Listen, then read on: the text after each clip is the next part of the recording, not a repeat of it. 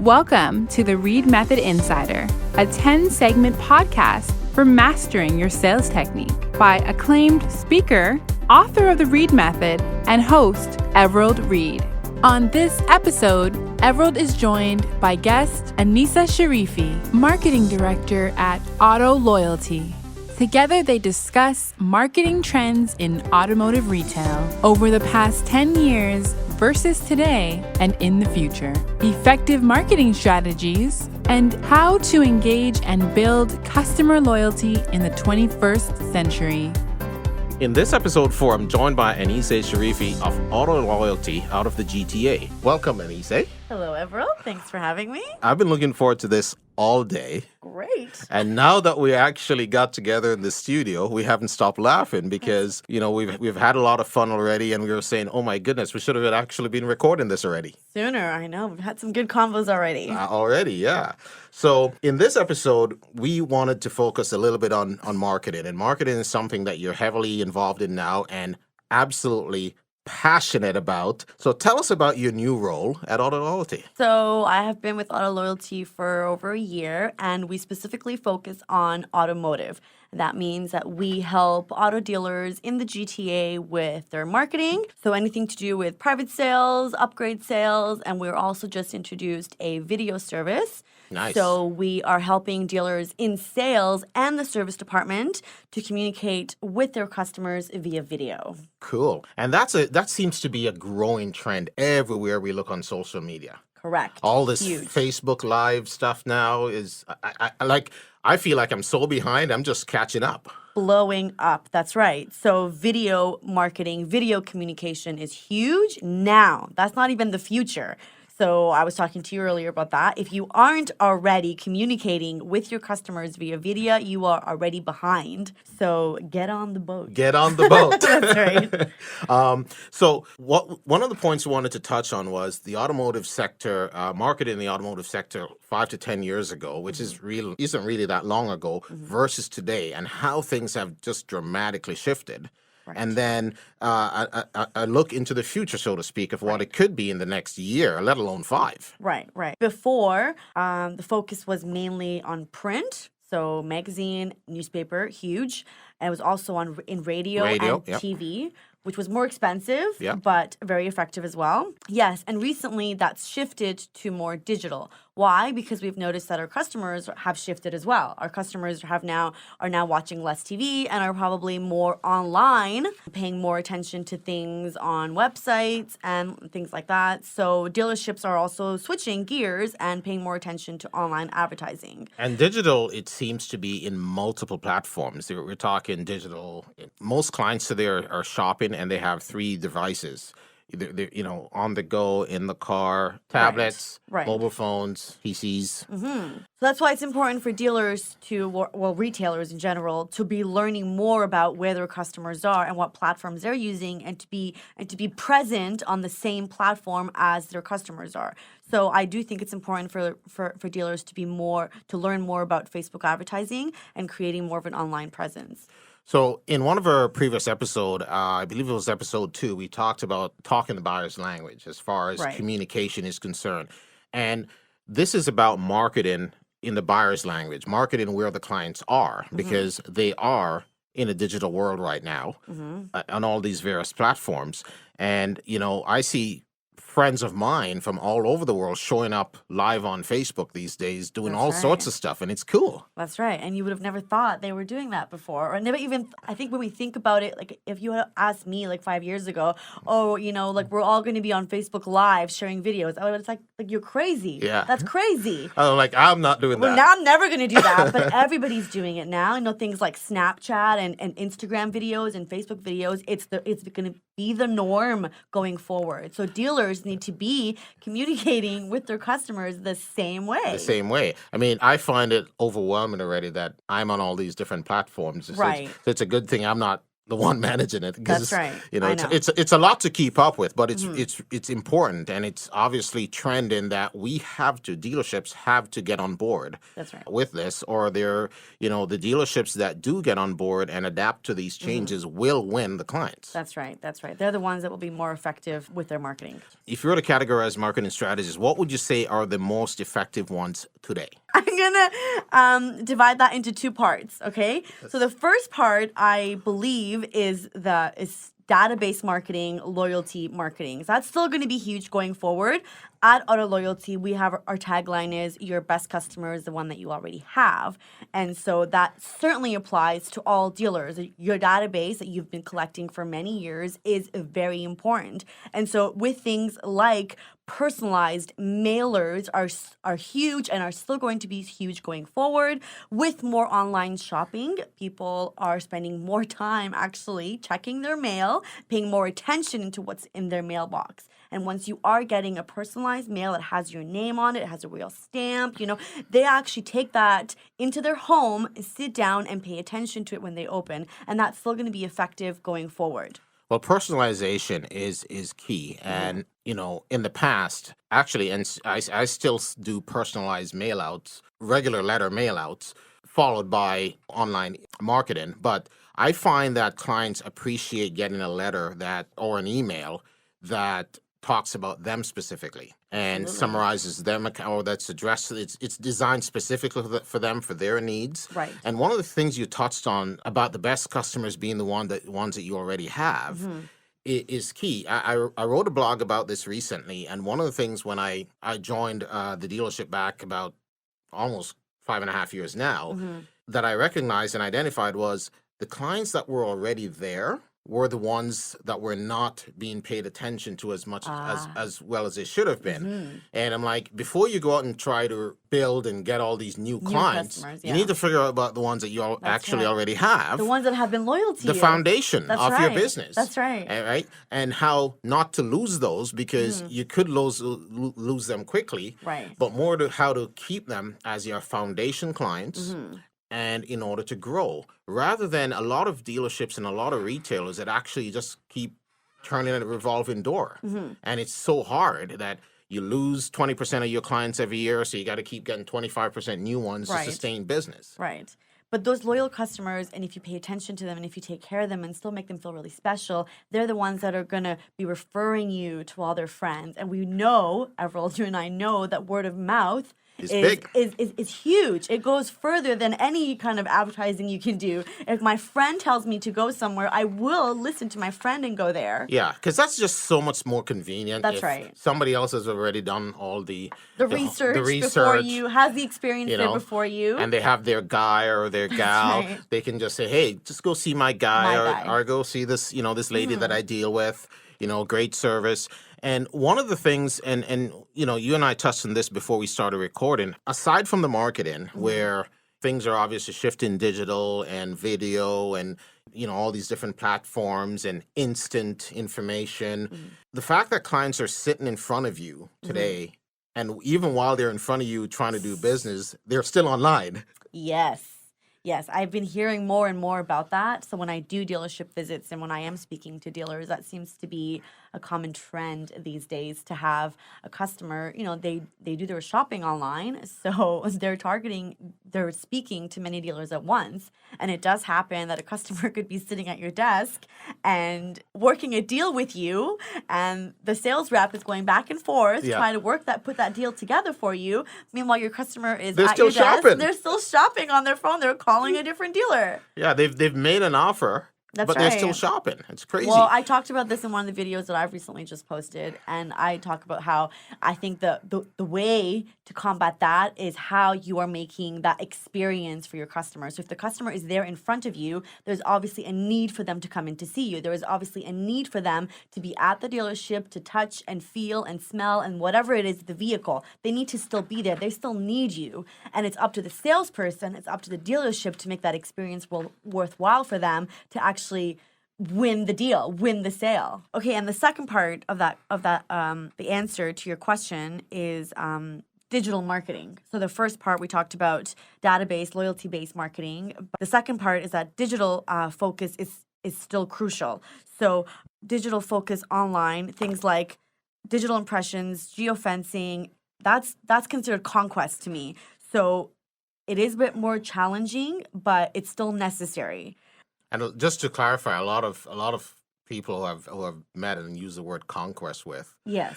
In the automotive retail world, it's referred to as new clients that okay, yes. you get. That's right. So acquiring any like new customers. Yeah. Right. Outside of your database, yes. So we know that our customers are online, but I don't think we've quite figured out how to turn these people that are online into concrete leads. So yes, they're seeing these ads. Yes, they're like these impressions are out there, but how does that convert into concrete leads for them to actually walk into the store or to call the dealership? Yes, I see that there's a little bit of a disconnect with that. Yes. And you're absolutely right, because we do get a lot of e-leads every day. Right. Right. And if you really, gear it down and try to, get the stats on how many of those actually lead to people walking in and actual cars or products leaving. Right. Would be very interesting to find out. So I think the magic is in video. That's where I think we can actually make the connection. I think the magic is going to happen in video. So any type of video communication, and retailers need to understand that video communication is the now, like I said that earlier. So if you're not communicating already with your customers, you are behind. But that's going to go further into live video. And you mentioned that, like live Facebook, but even further, like YouTube video is taking on a huge chapter into marketing, and it's going to continue. So imagine, and I know this sounds crazy, but just imagine like live TV. Think reality TV right from at the store. dealership. Right That's from right, dealership, yeah. At the dealership. And that's what the market wants. That we see that the market wants story, the live stories. They want the authentic story behind the brand, behind the dealership, behind the retail, behind the person. Yes, even. the people That's who are where actually involved. Even the salespeople have the opportunity to have a personality and stand out. And that's what successful companies such as Tesla are out there and communicating directly with their customers. The CEO is sending out the message directly to their customers, and that's what the customers feel. The drivers get the connection with the CEO. It's live. It's personable. Or companies like Cadillac are actually out there with their ambassadors sharing their stories. And that's how they're reaching millennials. And the ambassadors are obviously geared to the demographic that they're trying to cater to. They're targeting the age group, the lifestyle. And once they're sharing these stories, they're into people's lives, then they can actually say, we want to be part of your story too. Absolutely. And that's where the magic is going to happen. So to sum that all up with these first couple of points, I've begun to see and document some trends in consumers' retail or at least automotive retail buying habits. And we touched on this a little bit earlier, but this is something I really want to kind of wrap these 2 points into. And it comes right down to what I call solutions selling. Now, solutions what? Now, number one, we're talking about a solution to marketing, to the best marketing concept, how we actually can grasp or gather or engage more clients to react. And once they react, how do you actually convert? Okay, engage, convert, and inevitably sell them a product or service. And I think part of the disconnect that you're referring to, yes, we want to engage them with video and we want to engage them live with as much reality as possible and as much convenience. Like I just wrote about, selling yourself, selling convenience of dealing with you, selling the value in dealing with you. And the value, as I proposed, is in yourself, your organization, not just the value in the actual tangible product. Right. Okay, so value today is all wrapped up in one big parcel: person, the product, the organization. Right. And that type of marketing that you're alluding to with Tesla and Cadillac is value-based advertising or marketing, because people find authentic value in the CEO talking to them. Yes. It's authentic storytelling. There you go. And people want that. They want to be part of that. Yeah, absolutely. So it brings up the third point, where now if you're engaged with these clients, right, engagement, all right, how do you then offer the solution? And that's where I've actually started picking up on. I've actually gotten some deals lately, recently, by offering this package of solution, because if you understand the client and what makes them tick and find out what they really want, and you try to cater a solution to them, a buying solution. So that means, okay, one client I had, for example, worked in a restaurant. She was not able to come out and see me because her car was written off. And she goes, Everold, it's really busy. I don't have time to call. I can't sit down and email, but just text me because I'll answer the phone at any time. It just takes a second. And a couple of days later, this whole deal has been consummated via text messages. Right. Credit card, insurance, everything done without a single email or phone call, because that solution was what she needed. Right. That situation, under her circumstances. So it's being able to send her the pictures, to send her the links, so she could look at it on her mobile phone while she was at work. Right. So those things are important, and there's all sorts of different ways. Right. And I think that's what you just said kind of makes me think about engagement, and what you're talking about is communicating with the customer on the platform that they choose to, that they are more comfortable on. So if she's comfortable texting with you, then that's where she wants the communication. Don't try to go to email if she's comfortable with text. With you. But that's also happening online. Yeah. If your customer is online tweeting with you, or if they're online on Instagram tagging you on pictures, the brand, the dealership, the salesperson, they need to be responding in the exact same way, in a timely manner with the customer. So if the customer is tweeting with you, then you should be responding. Yep. That's the engagement. That's what makes it authentic. Absolutely. So Elon Musk is actually responding to tweets himself. That's authentic. Yeah, that's big time. Beautiful. Yeah. Like, you are engaging with your customers one-on-one, and going forward, that's what people want. That's as direct as you get. That's right. That's strategic marketing. That's beautiful. Absolutely. Strategic, effective. That's right. And value added. Yes. So we've touched on a couple of key things here, and obviously you're quite passionate about your position, and you enjoy what you do. So and solution selling is a big deal. It's a big trend. What else would you say, to wrap up this section, would be for the millennial clients today, which are more engaged in all these variable platforms? If you were to name the top 3 or the top 4 best platforms of engagement, what would you say those would be in automotive retail? I don't really know what platform is best for the customer, but what I can tell you, what the trends are, where the market is going, is that it's going to be moving. Everything is going to be video, live video on YouTube or Facebook Live. It's going to be online. I actually do think that TV, probably like live networks, aren't going to be as popular anymore. Everything is going to be shifting online. And if retailers want to do proper marketing, they want to be part of that and have a presence with their customers, they have to be online too. They have to be on YouTube. They have to have a show. They have to be live. They have to be somewhere where customers can see them on Facebook, where they can see them on these channels on YouTube. It's more about, like right now I'm into TED Talk. Perfect example, for 10 minutes or 15 minutes, getting ready in the morning, you put on a video, and it's right there on demand. That's right. Right. That's right. Yeah. So I get it. I understand where you're trending. So I can tell you, like, for me, when I want to get like my beauty advice, I want some tips on how to do this or that, or what's new and upcoming, for hair, makeup, whatever. I will go to YouTube and watch my favorite makeup people. Those are influencers, and they're showcasing products that they use, and they're going to tell me how to use it. Everything is going to be right there when I want to watch it on my time, and I know exactly where to go, and that's going to be on YouTube. All these how-to videos, everything like that is going to be on YouTube. So again, think that if these dealers want to have that presence, want to capture their customers' attention, they're going to have to do something, get creative, have some sort of presence online. And this should be this should be now a full-time part of their own websites. That's right. Oh, for sure. Right? And that's what I mean when I said that if you aren't already using video, if you're not already used to it, you better get on that boat. You better start using it. A lot of dealerships are using live chat now. Yes. I know we're going to engage in live chat. Right. But like you're suggesting, those short videos or engagement videos should be right there. That's right. That's right. And if I can just throw that in there, that at Auto Loyalty, we've actually, like I said, introduced a service called Seeit Now that dealerships can use in sales. So your salespeople can actually take videos and send them personally to their customers.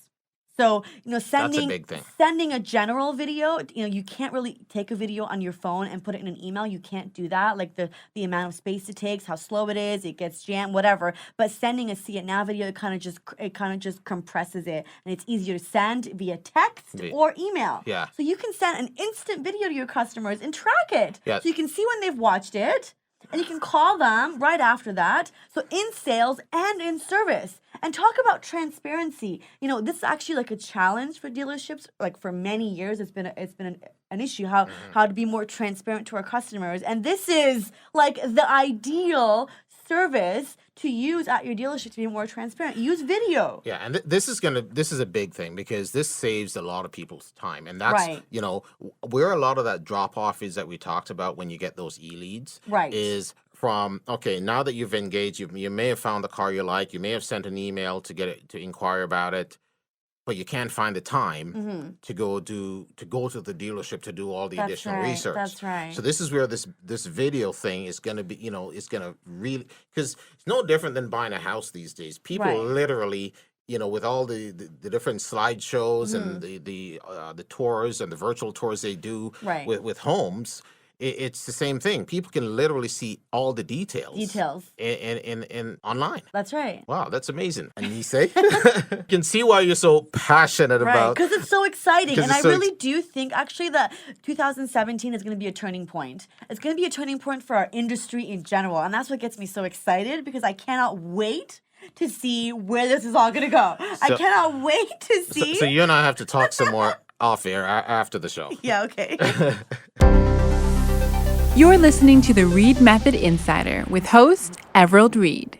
So Anise, how do you think these strategies enhance brand loyalty? Because recently I looked at Google Think Auto, and it said in one of its points that loyalty is not very high, and only about 1 in 4 clients are loyal to the brand, to a specific brand. I wouldn't think that. I personally don't agree with that.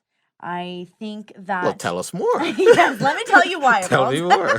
So I actually think that customers still think of the car buying process as something super tedious. As a pain in the butt. As a pain in the butt, and they don't want to do it. They would rather not have to put that on their list of things to do, right? They just want the car in their driveway. That's right. That's right. Make somebody it easy hand for them the me. key. Make it easy for me.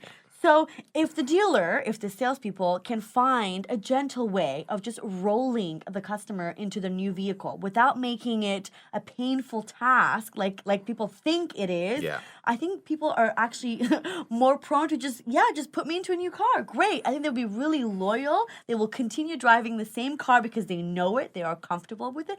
A lot of people don't like change. They like their car. They don't change vehicles because I like the buttons. I know where this is. I know what they like that. But if you can say, you know what, I'm going to give you all those things that you like into a new vehicle, why not? Why not? In one nice little package. Right. They will continue to be loyal to the brand. Also, on that note, because I'm obsessed with millennials, I do actually think that millennials are very loyal once they believe in the brand, once they believe in the philosophy of the brand. So if they actually think along the same lines as the brand and they can communicate and engage with the brand, then they will be very loyal, and they are loud. We know millennials are all over social media. And they can get the word around quick. That's right. They are loud, and again, the word of mouth speaks louder than the word of mouth. Yeah.